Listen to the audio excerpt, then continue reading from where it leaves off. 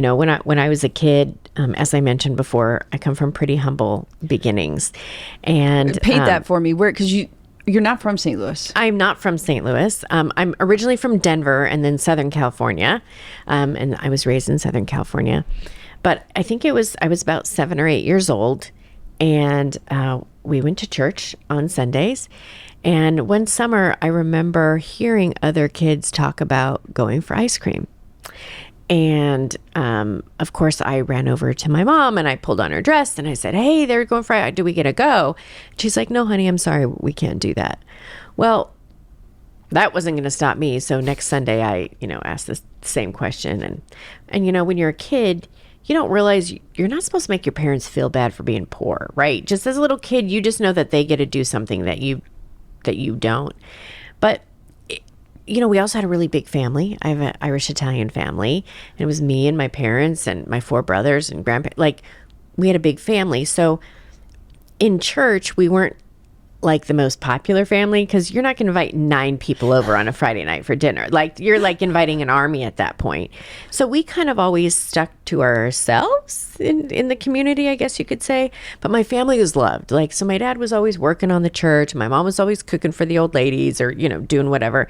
So our family was loved. But, we were that family where 2 days before Thanksgiving, we'd always find groceries on our stoop, right? Because we just didn't have very much means. And so, we didn't get invited to people's houses. We weren't friends with people, we just kind of did our own thing. But my parents were loved and we had a wonderful big family. So one Sunday after church, we drove home and we stopped at a garage sale, because that's where we bought our clothes and our stuff. Like, when you come from humble beginnings, that's what you do. And my mom found an old hand crank ice cream maker for $2, and she bought it. And she's like, "Okay, we're going to go home and make ice cream." Because I think every Sunday that summer, I hounded her about going for ice cream, and we never could because we couldn't afford it for that many people. So she's like, "Okay, let's get home, change your clothes, do your chores. We're going to come back to the kitchen. We're going to make ice cream." And so we started making ice cream as a family, like every Sunday, because we could afford to do that. Well, word kind of had gotten out in the church that we were making homemade ice cream. And so all these families started asking if they could come to our house to make the ice cream. Well, my family definitely couldn't afford it to make it for everyone.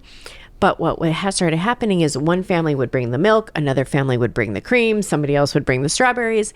And so before you knew it, we had all these families who were coming to like our rinky-dinky little house, in our backyard, and we were making ice cream. And so literally as a kid, my whole sense of community changed because of an ice cream cone, right? We had all these friends, they came to our house, we started getting invited to their, right? And so like ice cream changed my life. So it has been so significant to me, kind of, I always say ice cream has changed my life twice, once as a kid, right? Because it gave me this new sense of community.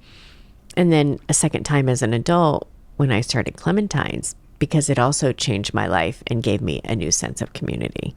And so ice cream has always been with me. We made ice cream as a family on Sundays, and my mom made it. And unfortunately, my mom passed away when I was 21. So like I took that over and it became my thing. Right? It became my hobby. So some people golf and some people scrapbook and some people play tennis. Like I always made ice cream my whole life growing up. And that's something as a family, when we would come back together, we would do. And it was kind of a special thing for us. So, ice cream was my hobby and my passion through life. And then I ended up in the food industry.